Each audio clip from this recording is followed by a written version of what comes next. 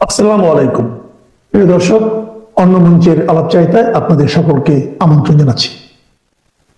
আজ আমাদের সঙ্গে আলোচনার জন্য আমন্ত্রিত অতিথি হিসেবে আছেন। আজকের এখনকার আলোচনার বিষয় হলো শেখ হাসিনার দেশে প্রত্যাবর্তন। 1 বছর হয়ে গেছে দেশ ছেড়ে তিনি ভারতে আছেন। ইতিপূর্বে তার দেশে ফেরা নিয়ে বিভিন্ন সময়ে বিভিন্ন জল্পনা হয়েছে। এমনকি তিনি নিজেও বলেছেন একবার ভিডিও কনফারেন্স করে যে তিনি দেশে ফিরবেন খুব তাড়াতাড়ি। দেশে ফিরে বিচার ব্যবস্থার মুখোমুখি হবেন, দেখিয়ে দেবেন কত ধানে কত চাল, কিন্তু ফেরেননি। নয়াদিল্লির রাজনৈতিক মহলের সূত্র থেকে জানা গেছে দেশে ফেরার ব্যাপারে ভারত সরকারের সঙ্গে একাধিকবার তিনি কথা বলেছেন। ভারত সরকারকে বলেছেন তার দেশে ফেরার ব্যবস্থা করতে। গোপালগঞ্জের ঘটনায় তিনি এতটাই আবেগতাড়িত হয়ে গিয়েছিলেন যে অজিত ডোভালকে বলেছিলেন যে বাঁচেন কিংবা মরেন, যেটাই ঘটুক না কেন তিনি দেশে ফিরবেন। তিনি বাঁচতে চান কিংবা মরতে চান সেটা দেশের মাটিতে। ভারত সরকার রাজি হয়নি। যতক্ষণ না দেশে তার নিরাপত্তা সুনিশ্চিত করতে পারছে তারা, ততক্ষণ ফিরতে দিতে পারে না, এটাই ভারতের স্পষ্ট সিদ্ধান্ত। তাহলে এখন কিসের ভিত্তিতে বলছি দেশে ফেরার আর দেরি নেই শেখ হাসিনার? সেপ্টেম্বরেই ফিরছেন তিনি দেশে। বলছি কারণ এর কিছু স্পষ্ট কারণ আছে। এই কারণগুলো উঠে এসেছে সম্প্রতি, আর এই সব কারণের পেছনে আছে বাংলাদেশের বর্তমান জটিল ভূ রাজনৈতিক পরিস্থিতি। বাংলাদেশের রাজনীতি এখন বাংলাদেশ ঠিক করে না কিংবা বাংলাদেশের ঠিক হয় না, করে বিশ্বের বিবদমান পরাশক্তির দেশগুলো। স্পষ্ট করে বললে একদিকে মার্কিন যুক্তরাষ্ট্র, অন্যদিকে চীন, ভারত, রাশিয়া। বাংলাদেশ নিয়ে এদের প্রত্যেকের স্বার্থ জড়িত। একদিকে বাংলাদেশে আধিপত্য বিস্তারের চেষ্টা, সেই সঙ্গে একইভাবে চলছে তাদের এই পরাশক্তিদের আন্তর্জাতিক জোটবন্দি।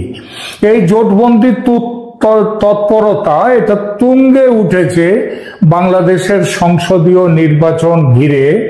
যে মোহাম্মদ ইউনূস কিছুদিন আগেও নানান টালবাহানায় নির্বাচন পিছিয়ে দিতে চাইছিলেন, সম্ভব হলে কয়েক বছরের জন্য, তিনি হঠাৎই নির্বাচন ফেব্রুয়ারির প্রথম অর্ধে হবে বলে একেবারে ঘোষণা দিয়ে দিলেন।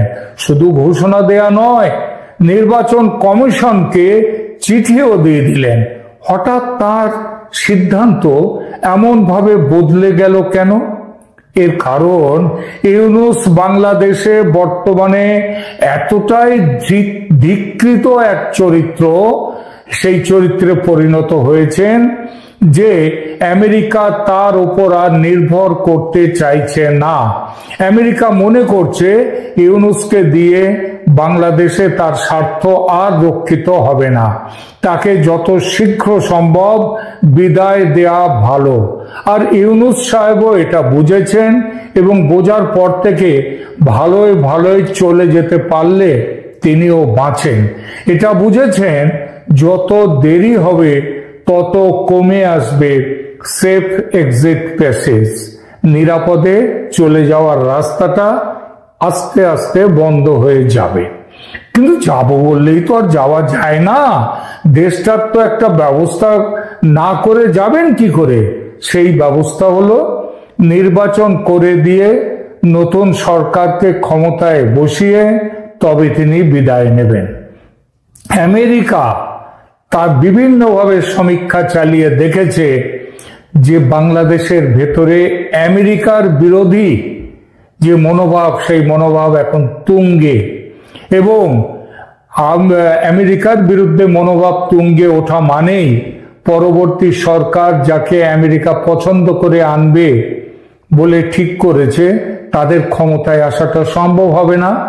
সুতরাং আমেরিকা সেইটা বুঝেই চেষ্টা করছে আওয়ামী লীগকে নির্বাচনের বাইরে রেখে যদি ভোট করা যায় তাহলে নতুন সরকার হবে তাদের। এই নতুন সরকার হিসেবে বাংলার মসনদে কাকে দেখতে বা পেতে চাইছে আমেরিকা? সেই দলটির নাম বিএনপি, বাংলাদেশ ন্যাশনালিস্ট পার্টি। ঢাকায় স্থিত আমেরিকা দূতাবাসের ভারপ্রাপ্ত রাষ্ট্রদূত টেস ট্রেসি অ্যান্ড জ্যাকবসন লন্ডনে গিয়ে দীর্ঘ মিটিং করেছেন বিএনপির কার্যকরী চেয়ারম্যান তারেক রহমানের সঙ্গে। জ্যাকবসনের আগে গিয়ে মিটিং করে এসেছেন স্বয়ং মোহাম্মদ ইউনূস। ছক একদম পরিষ্কার, তারেক প্রধানমন্ত্রী হবে, বিএনপি ক্ষমতায় বসে আমেরিকার স্বার্থ রক্ষা করবে। কোন স্বার্থ? ওই যে বাংলাদেশে তাদের সৈন্য ঘাঁটি, বিমান ঘাঁটি বসানো, সেন্ট মার্টিনস আইল্যান্ড নিয়ে নেয়া, এই সমস্তগুলো। এতদিন বাংলাদেশে আমেরিকার প্রেসক্রিপশন খুব ভালো চলছিল, কিন্তু এবার আটকে গেছে। আটকে যাওয়ার কারণ বিএনপি এবং জামাতের মধ্যেকার বড়সড় ফাটল।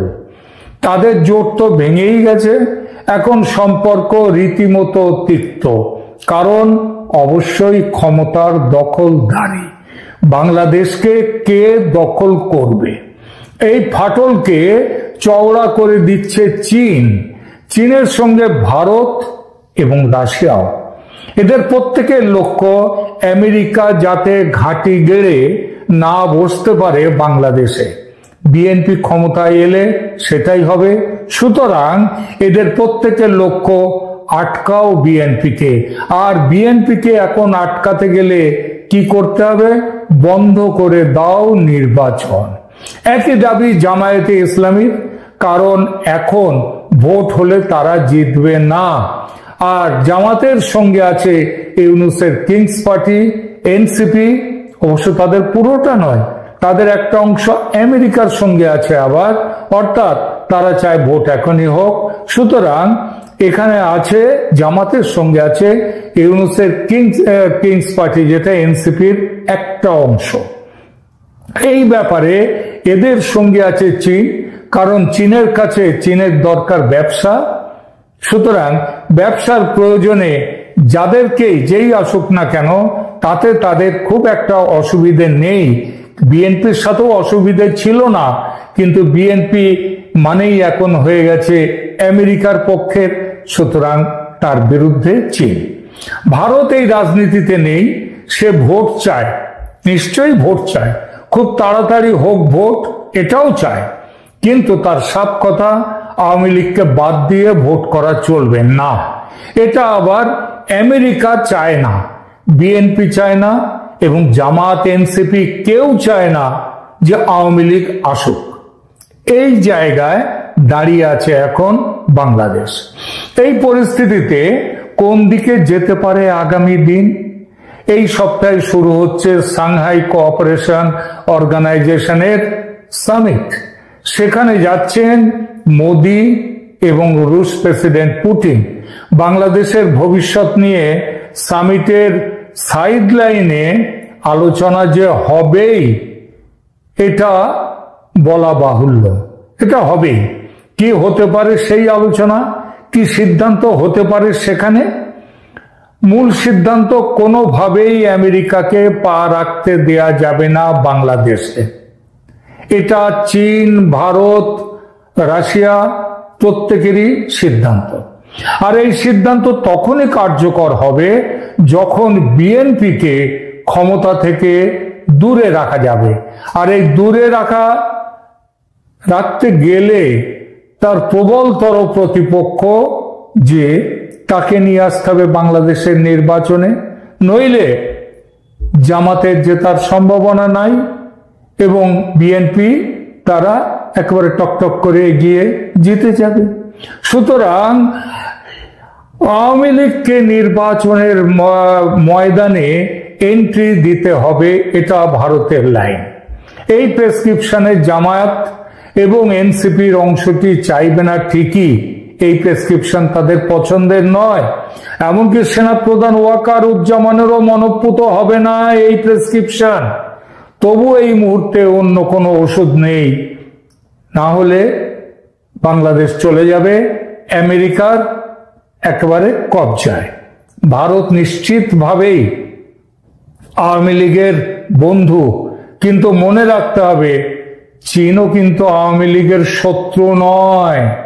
চীনের সাথে আওয়ামী লীগের অনেক বড় সম্পর্ক, এবং আওয়ামী লীগের সময়ে চীন যতটা ব্যবসা করেছে বাংলাদেশের সঙ্গে, ভারতের সঙ্গে তার কিছুই নয়। কিন্তু একই কথা বলা যায় রাশিয়া সম্পর্কে। শেখ হাসিনার আমলে রাশিয়ার সঙ্গে দ্বিপাক্ষিক সম্পর্কের ব্যাপক উন্নতি দেখা গিয়েছিল। এই পরিপ্রেক্ষিতে ওই যে পারমাণবিক যে বিদ্যুৎ কেন্দ্র প্রতিষ্ঠা, সেটা কিন্তু রাশিয়ার সাথেই চুক্তি করে সেটা হচ্ছে। এই পরিপ্রেক্ষিতে হাসিনার শিগগির দেশে ফেরার সম্ভাবনা কতটা দেখা যাক। বাংলাদেশের নির্বাচনী আইন অনুযায়ী নির্বাচনের কমপক্ষে 3 মাস আগে নির্বাচনের তফসিল ঘোষণা করতে হয়। সেই হিসেবে নভেম্বরের গোড়ার দিকে ঘোষণা দিতে হবে নির্বাচনের নির্ঘণ্ট নিয়ে, যদি ফেব্রুয়ারির শুরুতে ভোট হয়। কিন্তু আমেরিকা যেভাবে তাড়াহুড়ো করছে, তাতে নির্বাচন এগিয়ে এনে যদি সেনাপ্রধান ওয়াকারুজ্জামান তার চাহিদা মতো ডিসেম্বরের শেষ সপ্তাহে করা হয়, তাহলে কমিশনের তফসিল ঘোষণা সেপ্টেম্বরের শেষ অথবা অক্টোবরের শুরুতে করতে হবে। এই সম্ভাবনা কিন্তু একেবারে উড়িয়ে দেয়া যায় না। আর সেটা বাস্তব হলে শেখ হাসিনাকে ভারতে বসিয়ে রেখে এবং আওয়ামী লীগকে মাঠের বাইরে রেখে ভারত আঙুল চুষবে, এটা হয় না। তাই ভারত এবার পাকা সিদ্ধান্ত নিতে বাধ্য, এবং সিদ্ধান্ত নিয়ে ফেলেছে যে হাসিনাকে দেশে ফেরাবে ব্যাপারে, এবং সেই দেশে ফেরাটা সেপ্টেম্বরের মধ্যেই। এই বিষয়টি নিয়ে যা কিছু কূটনৈতিক ও সামরিক ব্যবস্থা করা প্রয়োজন, ভারত সেটা তৈরি রাখছে। খুব সচেতনভাবে আমি ওই সামরিক ব্যবস্থার কথাটা এখানে উল্লেখ করেছি। এই মুহূর্তে এটা নিয়ে বিশদে কিছু বলবো না, শুধু এটাই বলবো সব অপশন খোলা রেখেছে ভারত। উদ্দেশ্য একটাই, আমেরিকাকে দূরে রাখো এবং ধর্মনিরপেক্ষ সরকার প্রতিষ্ঠা করো যারা দেশের উন্নতি নিয়ে মাথা ঘামায়। আর এই বিষয়ে চীনের থেকেও কিন্তু ভারতের কোনো যে বাধা আসবে সেটা ভাবারও কোনো দরকার নেই, আর সেটা ভাবা যায় না। অর্থাৎ চীনও থাকবে এই ধারণার সঙ্গে, এই ব্যাখ্যার সঙ্গে, এবং রাশিয়াও থাকবে। আর এই নিরপেক্ষ এবং ব্যবসা ভালোভাবে দেশ চালাবার জন্য যে সরকার, সেটা এখন একমাত্র সম্ভব হাসিনাকে দিয়ে। তাই হাসিনার বাংলাদেশে ফিরে আসার সম্ভাবনা খুব শিগগির, এটা আদৌ অবাস্তব।